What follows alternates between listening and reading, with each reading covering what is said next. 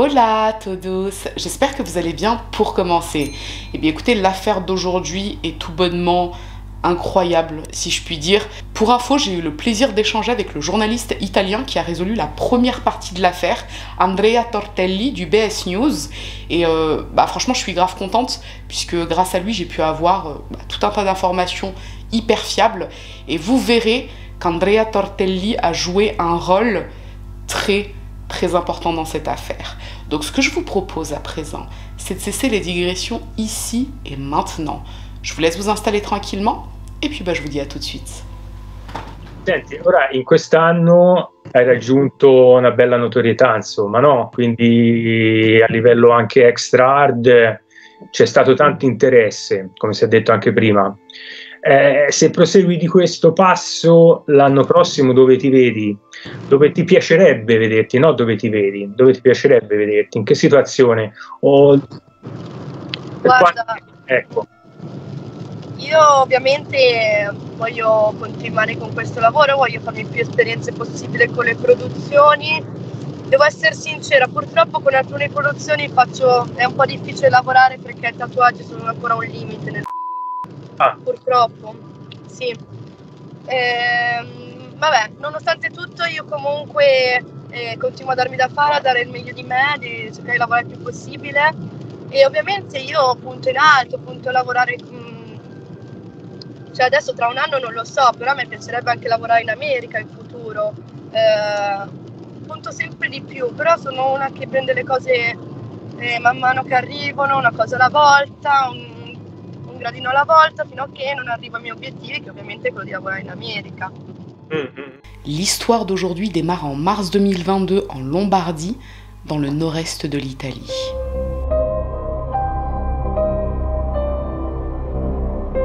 On est le dimanche 20 mars à Borno, une petite commune de 2700 habitants dans la province de Brescia.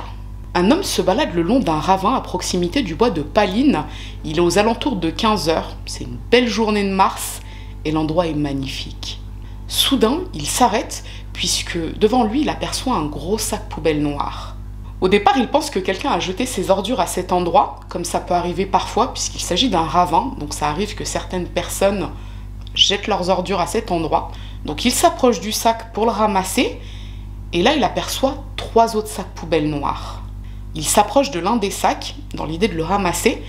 Il l'ouvre légèrement pour voir ce qu'il y a à l'intérieur. Et là, il tombe nez à nez avec une main de femme découpée. Les carabiniers sont aussitôt prévenus et ils arrivent très rapidement sur place, puisque le coin est très paisible. Borno, c'est une commune avec un taux de criminalité qui est quasi nul. Donc autant vous dire que c'est la consternation quand ils reçoivent l'appel de cet homme qui leur a dit qu'il est tombé nez à nez avec un sac contenant des restes humains.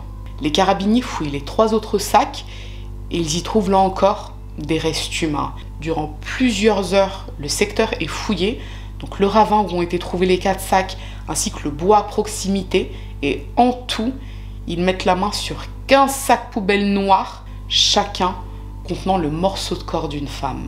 Les sacs sont emmenés à l'Institut médico-légal de Brescia afin de reconstituer le corps. Il s'agit d'une femme brune, blanche, mince, d'environ 1,60 m, dont l'âge est estimé entre 35 et 50 ans. On ne peut pas définir l'âge mieux que ça, puisque le visage a été intégralement brûlé, soit avec de l'acide, soit avec du feu. Cela dit, les 2 mains retrouvées dans les sacs noirs sont parfaitement manucurées et recouvertes de vernis violet. Alors d'après les premières constatations du médecin légiste, le visage a été brûlé post-mortem, donc il ne s'agit pas de torture faite avant le décès de la victime. Le corps a été découpé à l'aide d'une scie ou d'une hache et les morceaux ont été congelés un certain temps avant d'être jetés près du bois de Paline. En fait, le médecin légiste remarque des petits morceaux de glace, donc les morceaux de corps sont en pleine décongélation. Comme je vous l'ai dit, le visage a été brûlé, donc on ne peut pas reconstituer les traits afin d'établir un portrait robot. Cela dit, on remarque sur le corps une dizaine de tatouages, certains en très bon état, d'autres semblent avoir été grattés, comme pour empêcher leur identification. Et effectivement, ça colle avec le visage intégralement brûlé. Donc là, on pense que la personne qui a fait ça a cherché à ce qu'on ne reconnaisse pas la dépouille, en brûlant le visage et en tentant de rendre les tatouages le moins visibles possible. Concernant le jour et la cause de la mort, c'est très difficile à déterminer puisque les morceaux de corps ont été congelés puis décongelés et ils sont dans un tel état que le médecin ne parvient pas à savoir comment cette personne est morte. Sur les sacs poubelles, on parvient à recueillir quelques empreintes digitales, on les compare avec le registre national des empreintes, ça ne matche avec aucune. Ce qui signifie que la personne à qui appartiennent ces empreintes sur les sacs n'a jamais eu de problème avec la justice. Et c'est la même chose pour le corps, pour les morceaux de corps, puisqu'on a recueilli les empreintes digitales sur les doigts, elles ne matchent avec aucune. Le point qui a interpellé les enquêteurs quand ils se sont rendus près du ravin à la découverte des sacs, c'est l'endroit choisi pour se débarrasser de ces morceaux de corps. En fait, c'est un endroit où de nombreuses personnes se rendent afin de se balader. C'est un endroit qui est également très visible par les voitures qui passent. Donc, ils trouvent ça étonnant que les sacs aient été jetés à cet endroit, alors que quelques mètres plus loin, il y a une falaise. Et en les jetant au niveau de la falaise, les sacs n'auraient jamais été retrouvés. Donc on n'arrive pas à déterminer si la personne qui a fait ça voulait qu'on retrouve les sacs, ce qui signifie que cette personne voulait que l'on sache que la femme qui s'y trouvait était morte. Mais à côté de ça, le visage a été intégralement brûlé et certains des tatouages grattés, ce qui signifie qu'on voulait empêcher son identification. Donc eux, ça leur semble très étonnant. Ils se disent, ok, ça pourrait être quelqu'un de proche d'elle qui a voulu qu'on la retrouve, donc ça pourrait démontrer peut-être un acte de considération pour la victime, mais à côté de ça, le visage intégralement brûlé, les tatouages grattés. Donc là, ils se demandent s'il ne pourrait pas s'agir de l'œuvre d'un psychopathe, en fait, un serial killer, un homme qui a trouvé une victime, qui l'a tuée, qui a fait en sorte qu'on ne puisse pas l'identifier, mais qui a déposé les morceaux à un endroit pour qu'on les trouve facilement dans le but de choquer. Les enquêteurs passent en revue la liste des femmes portées disparues dans la région afin de voir si ça peut coller avec les caractéristiques du corps. Et là, une affaire en particulier ressort. La disparition à Brescia en 2018 de Souad Aloumi. Cette mère de famille de 29 ans n'a plus donné signe de vie depuis le 3 juin 2018. Son époux, Abdelmajid El-Biti, a été arrêté peu après la disparition de sa femme. Il a même été condamné pour son meurtre en 2019, mais il n'a jamais indiqué où se trouvait le corps de Souad, puisqu'il s'est toujours déclaré innocent. Dans la mesure où les morceaux de corps ont été congelés puis décongelés, on se dit que ça peut coller. Souad aurait effectivement été tué en 2018, puis découpé et congelé, et 3 ans plus tard, disséminé à proximité du bois de Paline. Bon, pourquoi pas. Mais le truc qui ne colle pas, ce sont les tatouages. Sur toutes les photos de Souad, on ne voit aucun tatouage nulle part sur son corps. Alors que, comme je vous l'ai dit, le corps retrouvé en est recouvert. Donc ce point-là ne colle pas. Dans le doute, on fait quand même une comparaison avec les empreintes dentaires, mais ça ne colle pas. Le corps retrouvé n'est pas celui de Souad Aloumi. Le 24 mars, les carabiniers lancent un appel à témoins avec la description des tatouages. Et le jour même, un lecteur du journal italien BS News contacte la rédaction puisqu'il pense avoir reconnu les tatouages dans l'appel à témoins.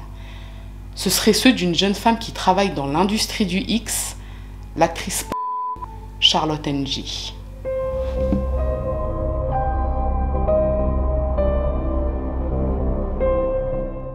Le rédacteur du journal, Andrea Tortelli, décide de mener son enquête. Tutto è partito dalla segnalazione di un lettore di www.bsnews.it che ci segnalava che alcuni tatuaggi, a suo avviso un paio, di una di cui aveva sentito parlare sulla Zanzara di Radio 24, secondo lui potevano essere compatibili con quelli del profilo diffuso dai carabinieri.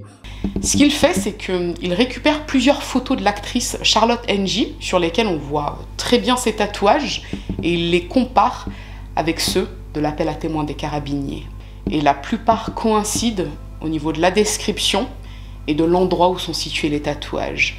Il se renseigne également sur la corpulence de l'actrice, sa taille, son poids, et là encore, ça coïncide. Andrea parvient à rentrer en contact avec des personnes qui ont côtoyé l'actrice, que ce soit des journalistes ou des acteurs du X, et tous lui fournissent la même réponse. Ils n'ont plus revu Charlotte et ne l'ont plus eu au téléphone depuis janvier. Cela dit, ses réseaux semblent encore actifs et il semblerait, d'après certaines rumeurs, qu'elle veuille mettre un terme à sa carrière d'actrice dans le monde du hard. Andrea sent qu'il y a quelque chose qui cloche. Il parvient à récupérer le numéro de téléphone portable de l'actrice Charlotte Ng et le 26 mars, il essaie de l'appeler. Pas de réponse, le téléphone semble éteint. Il lui envoie alors un message sur WhatsApp en fin de journée et il obtient une réponse.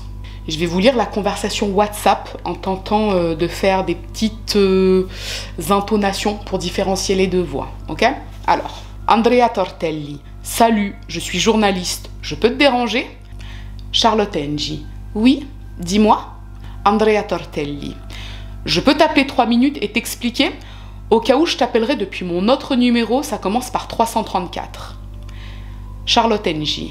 Non, désolé, je ne sais pas qui tu es. Présente-toi et dis-moi pourquoi tu veux me parler. Merci. Andrea Tortelli. Je m'appelle Andrea Tortelli, je travaille pour le journal BS News. C'est juste pour vérifier une information. Charlotte Ng. Dis-moi. Andrea Tortelli. J'ai juste besoin de 3 minutes pour tout expliquer. Charlotte Ng. Pour le moment, je n'ai pas le temps d'expliquer aux journalistes pourquoi je quitte le... Andrea Tortelli. Non, c'est pas pour ça. On a retrouvé un corps avec des tatouages à Brescia. Les carabiniers les ont diffusés afin d'identifier la victime. Et l'un de nos lecteurs nous a signalé que les tatouages correspondent aux tiens. Je sais que ça peut sembler fou, dit comme ça, mais je me suis procuré ton numéro afin de vérifier cette info. Je voulais t'expliquer ça de vive voix parce que, dit comme ça peut sembler complètement ouf. Quoi qu'il en soit, c'était ma question. Charlotte Ng. Ah ok, j'ai compris. Plusieurs personnes m'ont déjà parlé de cette fille. Je vais bien, heureusement. Andrea Tortelli. Si tu ne veux pas parler au téléphone, tu peux m'envoyer un audio de 3 secondes, juste pour vérifier que ce n'est pas quelqu'un d'autre qui répond, afin de clore le sujet. Franchement, si tu ne m'avais pas répondu, j'aurais transmis les signalements de nos lecteurs aux carabiniers pour qu'ils vérifient. Certains tatouages sont très similaires aux tiens. Tu as disparu? À partir de là, plus aucune réponse. Andrea rappelle le numéro, on ne lui répond pas. Il sent qu'il est sur la bonne piste. Il publie un article sur son journal BS News, mais dans un souci de confidentialité, il ne dévoile pas le nom de l'actrice en question et il ne publie pas non plus sa photo. Le lendemain, soit le 27 mars, il se rend à la gendarmerie de Brescia et il leur remet son dossier d'enquête.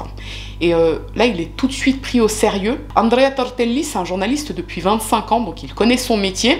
Et quand on s'est eu au téléphone, il m'a expliqué que face à lui, en fait, les gendarmes lui ont montré en tout cas qu'il prenait son travail au sérieux et ont récupéré tous les éléments, que ce soit la conversation WhatsApp, les photos de comparaison entre les tatouages de l'actrice Charlotte Ng et les tatouages du corps, ainsi que toutes les déclarations de l'entourage de la jeune femme, l'entourage professionnel j'entends, qui disent qu'ils n'ont plus de nouvelles d'elle depuis janvier.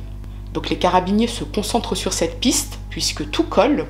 Eux, entre-temps, ils ont récupéré les images des caméras de surveillance à proximité de la ville de Borno. Et ils y ont découvert que le 20 mars, une Fiat 500 a traversé la commune pour se rendre près du ravin où ont été retrouvés les morceaux de corps. Au volant, on peut distinguer un homme, mais pas distinctement. Ils vérifient l'identité du propriétaire du véhicule grâce à la plaque d'immatriculation. Il s'agit de la voiture d'une Milanaise de 26 ans, Carole Maltesi.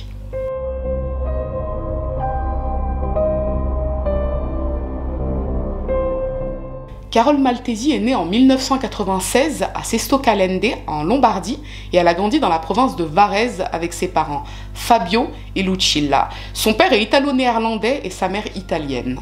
Elle a fait des études de mode à l'Institut Olga Fiorini de Varese, d'où elle ressort diplômée en 2016, et la même année, elle donne naissance à son fils Carlos, qu'elle a eu avec Marco, l'homme qui partage sa vie depuis un peu plus d'1 an. Fin 2018, Carole déménage seule à Milan pour travailler comme vendeuse dans une boutique de mode. Alors, les tenants et les aboutissants de sa rupture avec Marco sont inconnus. Tout ce que je peux vous dire, c'est qu'en vérifiant son compte Facebook, Marco n'est plus présent dans ses photos, dans ses albums photos, à partir de mai 2019, donc je pense qu'on peut estimer leur rupture durant cette période. Leur fils Carlos reste vivre avec Marco à Vérone et Carole s'y rend tous les 15 jours afin de passer quelques jours avec lui. Ses rapports avec ses parents semblent normaux. Elle est proche de sa mère, avec laquelle elle est en contact téléphonique régulièrement. Et les contacts avec son père sont moins fréquents, mais d'après leurs réseaux sociaux respectifs, ils se parlent sous les photos qu'ils postent. Donc a priori, tout va bien. Carole s'installe donc fin 2018 à Rescaldina. C'est une toute petite commune qui se situe à proximité de Milan. Et les 2 années qui suivent, elle travaille comme vendeuse, elle voyage, elle retourne voir son fils et sa famille régulièrement en Lombardie.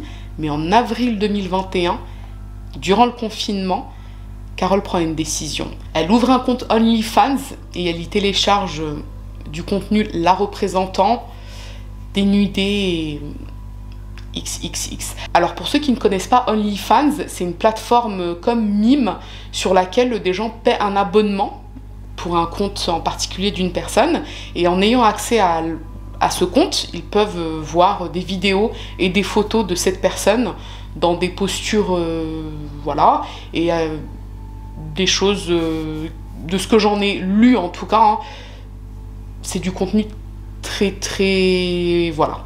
Toujours est-il que cette nouvelle activité semble lui rapporter suffisamment d'argent puisque 2 mois plus tard, soit en juin, elle quitte définitivement son métier de vendeuse pour se consacrer à sa nouvelle activité. Elle prend comme nom de scène Charlotte NJ et se lance également dans l'industrie du film pour adultes sans en parler à sa famille ou à son ex-compagnon. Alors, petite parenthèse, pour les besoins de cette affaire, je suis allée vérifier quel était le type de contenu qu'elle faisait.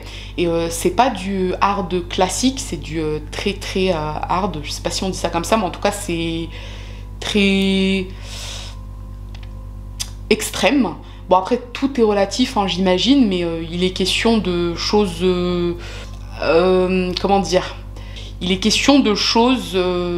avec peut-être un peu de violence physique et avec des dégustations de choses qu'on ne doit pas déguster habituellement, j'imagine. Je ne sais pas comment vous dire ça, parce que j'ai pas envie de choquer qui que ce soit. Et le but en vous disant ça, c'est pas de pointer du doigt son activité, hein, mais c'est parce que comme ça aura un rapport avec la suite, il faut que je vous le précise. Donc il y a un peu de violence à mon sens, il y a beaucoup de monde, et il y a des pratiques désinvoltes. On va dire ça comme ça. Et encore une fois, je vous le précise parce que ça aura un rapport avec la suite. Sa carrière a pris de l'essor très rapidement, justement parce que elle fait ces choses-là. Bon, il y a eu également le confinement, mais toujours est-il que Charlotte NJ devient un nom très rapidement dans le monde du très hard. Elle est régulièrement sollicitée pour des représentations dans des clubs érotiques milanais. Elle a tout un tas de followers. Sur Instagram, elle a plus de 30 000 abonnés. C'est énorme. C'est plus que moi en tout cas. Donc tout ça pour vous dire qu'elle devient une star du X assez rapidement. Et Carole, elle a l'habitude de beaucoup interagir avec ses abonnés, hein. Ça, c'est une chose qui lui tient à cœur. Elle l'a dit à plusieurs reprises, dont dans l'une de ses interviews, qui dure à peu près 45 minutes, je crois, et que j'ai regardé. Elle veut rester proche de ses abonnés, de sa communauté. Elle a l'habitude d'interagir avec eux. C'est pourquoi quand la jeune femme s'est faite de plus en plus rare sur ses réseaux à partir de janvier, certains de ses fans se sont posé quelques questions, sans pour autant s'inquiéter. Mais très rapidement, après la découverte du corps à Borno, la rumeur se répand selon laquelle il s'agit de Carole Maltesi, connue dans le monde du X sous le nom de Charlotte NJ. Après plusieurs jours d'enquête, les carabiniers parviennent à faire le lien entre les 2 identités, à savoir l'actrice Charlotte NJ et Carole Maltesi. Ils contactent la famille de la jeune femme.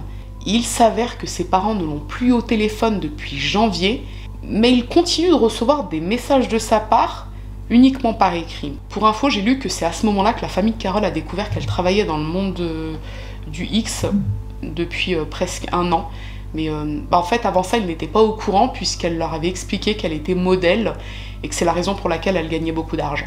Son ex-compagnon, Marco, est lui aussi interrogé, et idem, il n'a plus au téléphone Carole depuis le 10 janvier précisément. Depuis, ils se sont échangés des messages sur WhatsApp, mais elle n'est pas venue voir son fils depuis plus de 2 mois. Et chose encore plus bizarre, elle n'est pas venue pour son anniversaire le 26 février. Elle n'a même pas appelé pour prévenir, ce qui ne lui ressemble pas du tout.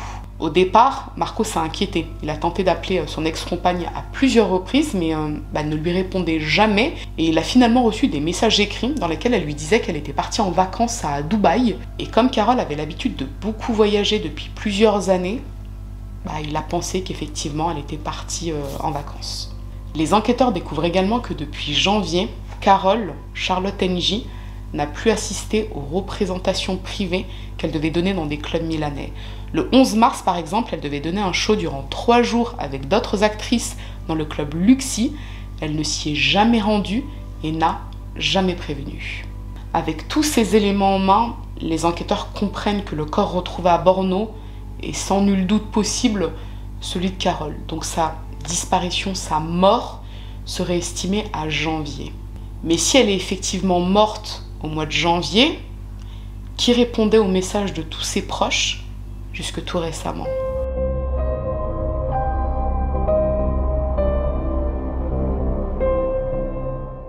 Et tandis que l'enquête continue du côté de Brescia, le 28 mars, un homme se présente à la gendarmerie de Rescaldina.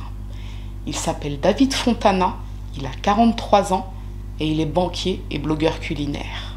David semble très inquiet puisque depuis plusieurs semaines, il n'a plus de nouvelles de sa voisine et amie, Carole Maltesi. Il souhaite signaler sa disparition, donc on lui pose quelques questions d'usage. On prend son numéro et on le laisse partir.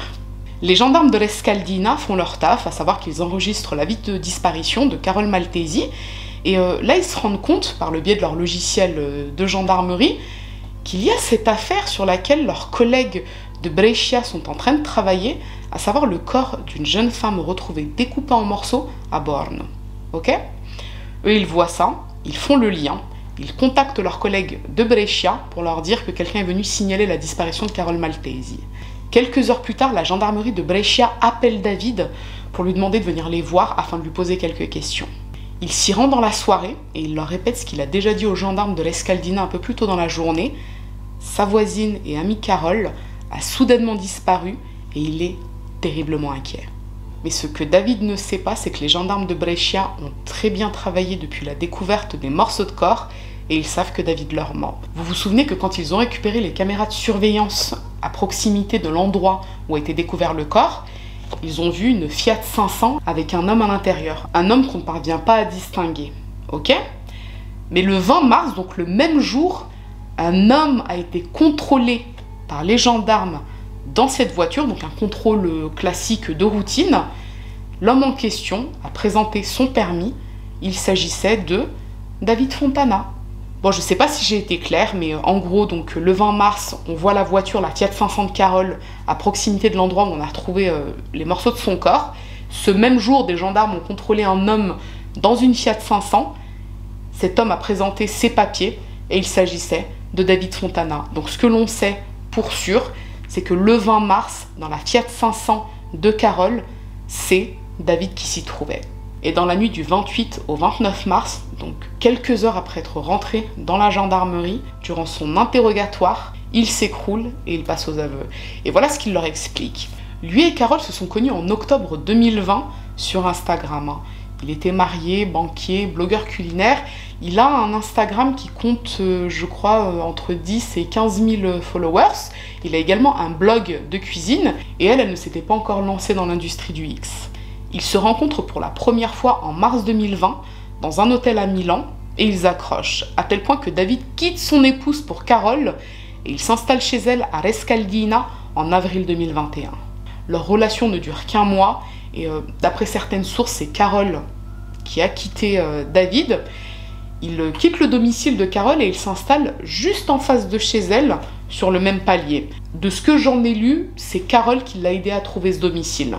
Puisque même s'ils se sont quittés, ils sont restés très bons amis. Elle le considérait comme l'un de ses amis les plus proches, en tout cas à Rescaldina, à Milan. Et du coup, lui a proposé de vivre juste en face de chez elle. Leur relation, c'est un peu plus que de l'amitié, puisqu'ils continuent à se voir occasionnellement pour avoir une intimité ensemble. Et David, il est photographe amateur. Donc quand Carole se lance sur OnlyFans, il va lui apporter son aide, il va la photographier afin qu'elle alimente ses réseaux. Et c'est pas quelque chose qui l'a gêné, David, que Carole ouvre un compte OnlyFans et qu'elle se lance ensuite dans l'industrie du X. Il semble même qu'il l'a fortement encouragée en lui disant qu'elle était très belle, que c'était très bien, qu'elle gagnerait beaucoup d'argent. Donc leur relation est assez, je dirais pas complexe, mais on peut dire que ce sont de très bons amis, avec à côté de ça des moments d'intimité. Donc je crois qu'aujourd'hui les jeunes disent sex friend ou un truc comme ça. Donc c'est dans ce style-là. David explique que le 10 janvier 2022, vers 11 h, il s'est rendu chez Carole puisqu'ils avaient prévu de tourner 2 films amateurs ensemble à partir de son iPhone. Le premier film qu'ils ont tourné s'est plutôt bien passé, il s'agissait de quelque chose de plutôt classique. Et pour la deuxième vidéo, ils avaient prévu de faire quelque chose d'un peu plus hard. Carole devait être attachée à sa barre de pole dance qui se situe dans sa chambre à l'étage de son appartement et elle devait subir quelques petits sévices. Donc David l'a attachée à la barre de pole dance, les mains, les pieds, avec du scotch. Il lui a mis un sac plastique sur la tête, ce qui était d'après lui prévu dans le scénario. Donc jusque-là, tout allait bien. Mais, toujours d'après ses déclarations, le jeu érotique a ensuite très mal tourné. Alors, je vais vous lire ce qu'il a dit précisément, ce qui s'est passé précisément. On tournait une sextape. Elle était attachée, elle avait un sac sur la tête. J'ai commencé à la frapper avec un marteau sur tout le corps, pas fort, hein. Ensuite, quand je suis arrivée au niveau de sa tête, j'ai commencé à la frapper fort. Je ne sais pas vraiment pourquoi. Je ne sais pas ce qui m'est arrivé. Je pense qu'elle était déjà morte, mais ne sachant pas quoi faire d'autre, je lui ai tranché la gorge avec un couteau de cuisine. J'ai passé une demi-heure à la regarder et je suis rentrée chez moi. Après être retourné à son domicile, il dit qu'il a réfléchi à ce qu'il devait faire, appeler les secours, appeler la gendarmerie. Que nenni. Le lendemain, il s'est rendu dans un magasin de bricolage et il a acheté une hachette et une scie à métaux. Il est retourné chez Carole et il a découpé son corps en 15 morceaux qu'il a laissés dans la chambre. Puis, il a commandé un congélateur et un mini barbecue sur Amazon. Il a entreposé le congélateur dans l'appartement de Carole et il y a mis les morceaux de corps. Quelques jours après le crime, il s'est rendu à Varèse dans un hameau avec les morceaux de corps. Il voulait les brûler dans un coin tranquille à l'aide du barbecue, mais il a abandonné l'idée puisque ça ne fonctionnait pas si bien que ça, ce qui explique que la tête de Carole a été retrouvée brûlée. Il est ensuite retourné chez la jeune femme et a remis les morceaux de corps dans le congélateur. Le 19 février, il s'est rendu à Borno afin d'y faire des repérages. C'est un coin qu'il connaît bien puisqu'il y allait en vacances quand il était adolescent. Il a vu que le coin près des falaises et du ravin était plutôt tranquille. Il y est donc retourné le 20 mars pour se débarrasser des morceaux de corps qu'il avait mis dans des sacs poubelles. Et depuis 2 mois, c'est effectivement lui qui répondait aux messages sur le téléphone de Carole. Il alimentait de temps à autre ses réseaux sociaux afin de ne pas éveiller les soupçons. Et il a même payé le loyer de Carole, là encore, pour faire croire qu'elle allait bien. Et vous l'aurez compris, c'est effectivement lui qui a discuté avec Andrea Tortelli, le journaliste de BS News. Donc d'après David, la mort de Carole serait un tragique accident. Une actrice X habituée aux vidéos hard, morte durant un tournage un peu agité, ça pourrait éventuellement s'expliquer. C'est pour ça que tout à l'heure je vous parlais de son registre. Je vous disais qu'il aura une importance pour la suite. Et effectivement, quand les journaux relatent cette affaire au départ, on parle d'une actrice hardos qui serait morte durant un jeu érotique hard du coup. Donc c'est comme ça que David met la chose en avant. Mais le parquet n'est absolument pas convaincu de la thèse de l'accident pour plusieurs raisons. Tout d'abord, le sang-froid de David. Il a payé le loyer de la jeune femme durant plusieurs mois, il répondait à ses proches sur son téléphone, il utilisait sa voiture, il faisait comme si de rien n'était, il utilisait ses propres réseaux à lui. Sur ses réseaux, il a publié des photos de nourriture, sur son blog également. Il a vers la fin tenté de faire croire que Carole souhaitait quitter le monde du X afin de justifier ses différentes absences. Et puis, d'après les voisins qui ont été interrogés, tous sont unanimes. David semblait tout à fait normal durant tout ce temps, ni agité, ni triste, ni renfermé, ni quoi que ce soit. Il continuait à mener sa petite vie tranquille. Il a quand même fait preuve d'un sang-froid assez terrifiant presque. Quand la police scientifique a analysé l'appartement de Carole, ils n'y ont rien trouvé. Il était minutieusement nettoyé. Hormis quelques petites traces de sang, tout était impeccable. Et autre point, vous savez, quand le 24 mars, les carabiniers ont publié l'appel à témoins avec les tatouages de Carole Maltesi, David s'est connecté aux réseaux sociaux de la jeune femme, les réseaux sociaux, son compte OnlyFans par exemple, pour supprimer les photos sur lesquelles on pouvait distinguer ces tatouages. Donc jusqu'au bout, en fait, il a cherché à brouiller les pistes, ce qui prouve qu'il a quand même agi de façon très méticuleuse. Il a fait preuve de manipulation également. Pour vous donner un exemple, depuis quelques mois, Carole fréquentait un autre acteur X qui vit à Prague, Salvatore Galdo. Et Salvatore explique qu'il a reçu un étrange message de Carole le 11 janvier. Elle l'a quitté parce que selon elle, il était trop jaloux. Mais Salvatore est formel, leur relation n'avait rien de chaotique, ils s'entendaient très bien et ils comptaient même se fiancer. Ils avaient prévu de partir en vacances en France sous quelques jours, donc cette rupture n'avait aucun sens. Les jours suivants, il a tenté de la joindre à plusieurs reprises, mais il recevait des messages disant « Ah écoute, en ce moment je suis fatiguée, j'ai pas envie de parler, j'ai pas trop la tête à ça ». Donc Salvatore avait appelé David, puisqu'il savait qu'ils étaient voisins et qu'ils s'entendaient bien, qu'ils étaient amis. Et dans l'une des conversations entre les deux hommes que j'ai eu l'occasion d'écouter, c'est une conversation WhatsApp, David lui dit « Écoute, je veux bien lui parler pour lui demander pourquoi elle t'a quitté comme ça, pour qu'elle te rappelle, mais après moi je ne te garantis rien, tu sais comment elle écoute jamais ce qu'on lui dit, elle écoute jamais les conseils, donc moi je vais lui parler, si elle veut te rappeler, elle te rappelle, sinon moi je ne peux rien faire de plus. » Bon, comme vous vous en doutez, Salvatore n'a plus jamais eu de nouvelles de sa copine, puisque en fait elle était morte depuis le 10 janvier, et il ajoute que la relation entre David et Carole était malsaine. Il explique que David semblait obsédé par Carole, il voulait pas la lâcher, il lui semblait vraiment pas net, et effectivement ce point a été vérifié par les enquêteurs, et il en ressort qu'effectivement David semblait nourrir une obsession pour Carole. Il la collait quand elle se déplaçait pour aller à des tournages, pour aller à des représentations dans des clubs milanais, il était tout le temps là, au point que les gens pensaient qu'il s'agissait soit de son chauffeur, soit de son manager. Quelques mois avant sa mort, Carole avait manifesté son souhait de quitter Milan courant 2022 pour s'installer à Vérone près de son fils. En fait, ce qu'elle avait prévu, c'est de vivre une semaine par mois à Vérone avec son fils et le reste du mois à Prague pour se rapprocher de son copain Salvatore et tourner davantage de films. Et David semblait très préoccupé par ça. Il ne voulait pas qu'elle s'éloigne de lui. Et le matin du 10 janvier, Carole a justement eu une conversation avec son ex-compagnon Marco concernant son emménagement à Vérone. Donc le parquet se demande si en fait David n'aurait pas pété un câble après avoir entendu Carole parler de son envie de déménager. En somme, il n'aurait pas accepté l'idée qu'elle lui échappe. Et on suppose qu'il a prémédité la mort de Carole. On pourrait peut-être déceler ce type d'information en visionnant le film que David et Carole ont tourné le matin du 10 janvier. Le problème, c'est que David l'a supprimé de son téléphone portable. Mais en soi, ça n'a rien de très étonnant, puisque il n'aurait pas gardé la vidéo de son crime dans son téléphone. Et en cherchant de mon côté, j'ai pu constater que certaines personnes soupçonnent David d'avoir en fait voulu tourner un snuff movie.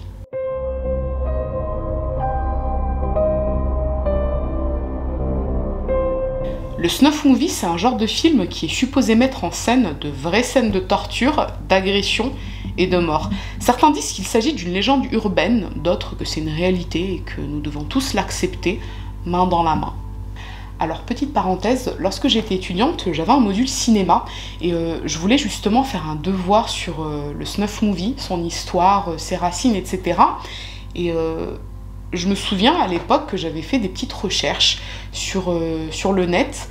J'allais donc sur des sites très sombres et très lugubres, que ce soit sur le net classique ou le deep et dark web. Et non seulement j'ai trouvé des photos de ce genre de choses, mais j'ai également trouvé des vidéos. Donc je sais que ça existe, je l'ai vu de mes propres yeux malheureusement. Et moi je conseille pas aux gens d'aller par exemple sur le dark web.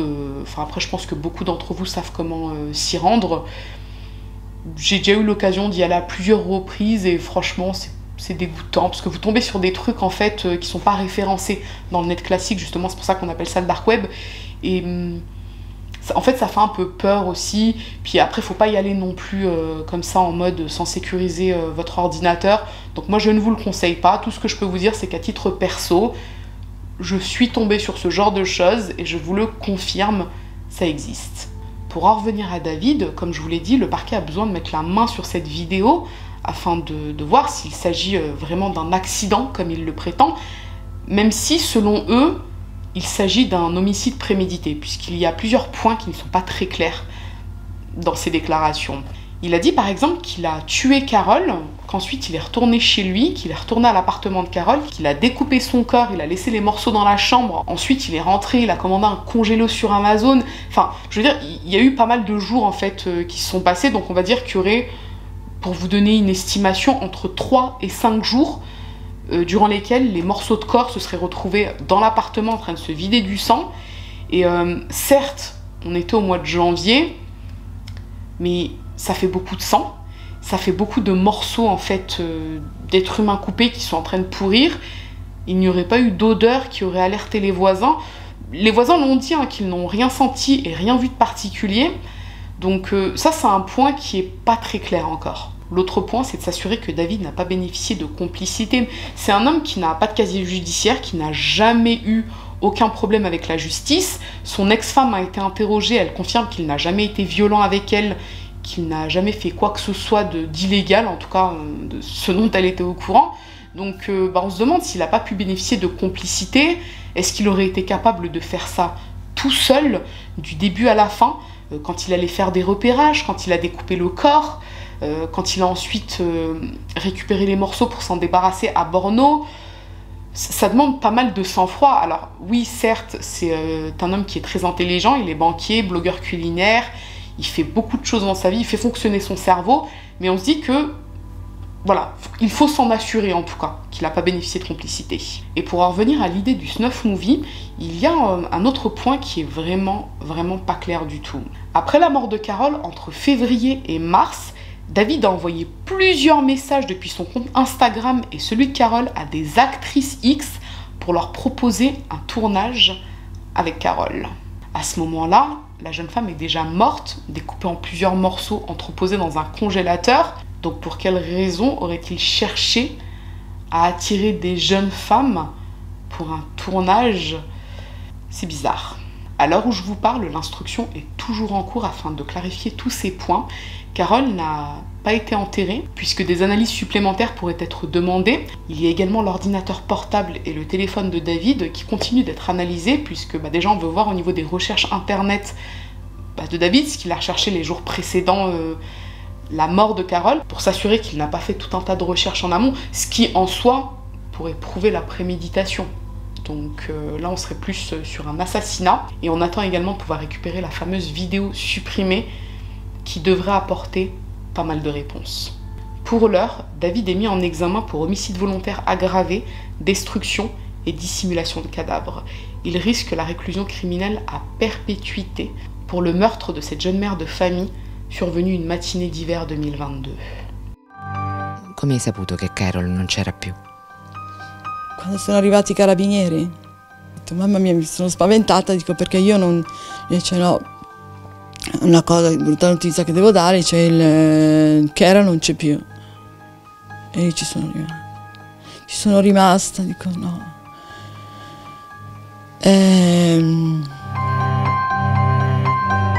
Ho chiesto come e credo che l'altro carabiniere mi ha detto appunto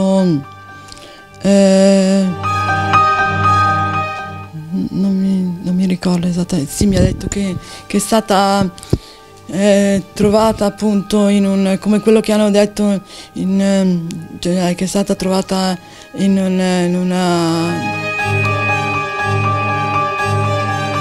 Perché non ho voluto sapere anche più accuratamente, perché è una cosa che mi fa molto male, molto male.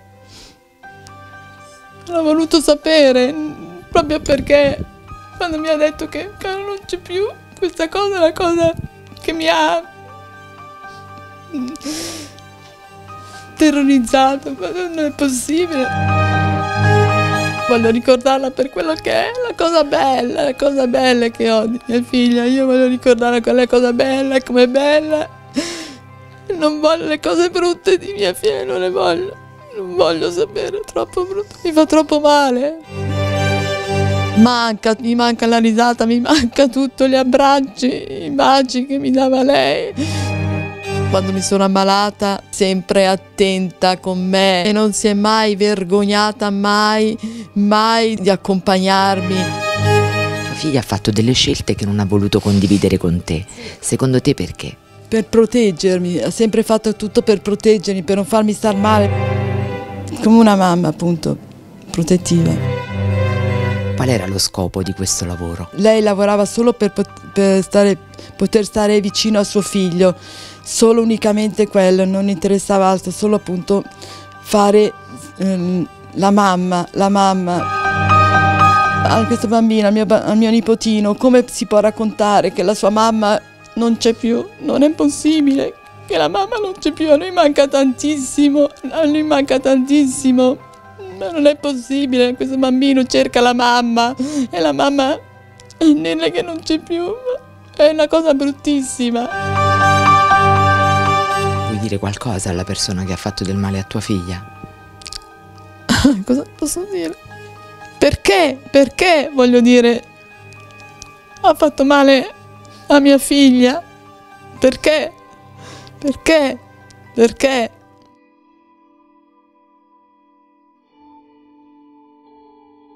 Bon, et bien écoutez, si vous êtes à cette partie-là, c'est que vous avez regardé l'intégralité de l'affaire et j'en suis très contente parce que je l'ai trouvée mais très très intéressante. Pour être tout à fait honnête avec vous, je me suis sentie tellement mal à l'aise d'aller fouiller sur le Facebook de Carole Maltesi, j'avais l'impression de lui manquer de respect et je pense que c'est un manque de respect hein, parce que c'est grave intrusif. Et j'étais là, je regardais, après je me disais non franchement arrêtez tout. Mais c'est vrai que ça m'a servi hein, pour pouvoir construire cette affaire. Le truc sur lequel je voudrais rebondir, c'est quand même la relation de confiance entre Carole et David. David, c'était un point de repère pour Carole à Milan, elle le considérait comme un très bon ami. D'ailleurs, elle le présentait à tous ses collègues, hein, quand elle allait sur des tournages, elle le présentait, c'est mon ami, ce qui signifie qu'elle lui faisait énormément confiance. Et finalement, le danger est venu de cet homme. Donc comme quoi parfois le danger vient en fait c'est même pas parfois hein, ça arrive quand même relativement souvent que le danger vienne de là où on s'y attend le moins. Ça m'a peiné quand même parce que d'après les témoignages elle l'appréciait énormément et de voir ce qu'il a pu lui faire et surtout ce qui s'est passé après la mort, enfin le mec, il a quand même continué à utiliser sa voiture, donc non content de l'avoir tué, découpé en morceaux, entreposé dans un congélo, et vas-y qu'il utilise ses effets personnels en mode sans pression. Ouais, c'est terrible. Et moi, je crois pas à la thèse du coup de folie. Hein. Je suis persuadée qu'il a prémédité son meurtre. Il a fait preuve d'un sang-froid qui est incroyable. Je pense qu'il a prémédité le meurtre, mais je pense pas en fait qu'il l'a prémédité en mode je vais lui faire ça, ça va se passer comme ça, je vais la couper en morceaux, etc. Sinon il aurait commandé le congélo sur Amazon bien avant, enfin il se serait organisé en amont. Donc moi je pense que genre depuis quelques jours ça lui passait par la tête et ce matin-là il est passé à l'acte. Et concernant le snuff movie, je me demande s'il a pas cherché à tourner un snuff movie en mode la meuf vu qu'elle va partir loin, vu qu'elle va aller s'éloigner de moi alors que moi j'ai toujours été son pote, j'ai toujours été là pour elle, tout ce qu'elle mérite c'est de mourir, je me dis peut-être qu'il a voulu tourner un snuff movie en mode genre de toute façon j'ai plus rien à perdre mais tu sais quoi je vais la tuer et autant immortaliser ça. Je me pose cette question. Et le point sur lequel je voudrais rebondir, alors je sais que la plupart des gens qui regardent mes vidéos sont des personnes extrêmement bienveillantes et j'ai eu l'occasion de le dire à plusieurs reprises que j'ai très très peu de messages de haters, si on peut les appeler les haters, j'en ai très très peu et merci mon Dieu parce que franchement des fois on se dit mais c'est pas possible, les gens ont pas de vie, comment ils peuvent écrire des trucs comme ça, mais je voudrais quand même anticiper. Alors on peut ne pas être d'accord avec le mode de vie d'une personne, on peut ne pas valider ses choix professionnels ou tout ce qu'on voudra. Moi je vous le dis honnêtement, les délires OnlyFans, mimes, le monde du film pour adultes, c'est un truc que... Voilà, vous avez compris, mais c'est pas pour autant en fait que je vais me dire bah la meuf elle avait qu'à pas faire ça et il ne lui serait pas arrivé ça. Ben non, en fait, ça n'a pas de rapport en l'occurrence. Le nombre de personnes qui ont été assassinées dans des conditions terribles, c'était pas tous des acteurs de films pour adultes, hein. Sinon l'industrie elle serait vidée là. Hein. Donc non, ça n'a rien à voir. Elle est tombée sur une personne extrêmement dérangée, un homme possessif qui a pensé qu'elle était un objet, qu'elle lui appartenait sous prétexte qu'ils ont eu une micro-aventure. C'est lui qui était dérangé. Après, elle, son mode de vie, on peut ne pas adhérer, mais c'est pas ça en fait qui doit, je sais pas comment dire, mais atténuer. Ouais, bon, désolé, ma caméra elle a coupé, j'avais plus de batterie, donc je sais même plus ce que je vous disais. Je crois que j'étais en train de parler d'atténuation. Ouais, en gros, le mode de vie d'une personne, ça doit pas atténuer le côté dramatique en fait du crime qui est commis. Et là, en l'occurrence, c'est horrible ce qui s'est passé. Enfin, le gars, il l'a quand même tué. Ensuite, il l'a découpé en morceaux, il l'a congelé, il a essayé de brûler des parties de son corps avec un barbecue. La meuf, elle aurait pas eu ce mode de vie, de toute façon, clairement, il est pas net. Il est pas net. Non, il est pas net. Ah, avant de clôturer, je voudrais remercier encore une fois Andrea Tortelli, qui s'est montré archi disponible pour moi. Et quand je l'ai appelé, au début, j'étais là en mode... Le mec, il va me raccrocher au nez. Bon, je lui avais envoyé un mail au préalable. Et je me suis présentée. Je lui ai dit, voilà, est-ce que je peux vous déranger, tout ça. Il m'a dit, ma certo, dimmi. Donc, je lui ai dit. Et il s'est montré grave disponible. Hein. Franchement, il a passé du temps avec moi au téléphone. J'étais trop contente. Tout à l'heure encore, il m'a envoyé un message pour me donner une information que j'avais pas hier. Donc, il me l'a envoyé sur WhatsApp. Et j'ai trouvé que c'était super sympa de sa part. Donc... Grazie mille Andrea et voilà, je pense que je vais m'arrêter là. Ce que je vous propose, c'est que si cette affaire vous a intéressé, à défaut de vous avoir plu, n'hésitez pas à me mettre un petit j'aime sous la vidéo, mais surtout, n'hésitez pas à vous abonner, c'est encore mieux. Je vous dis à très bientôt.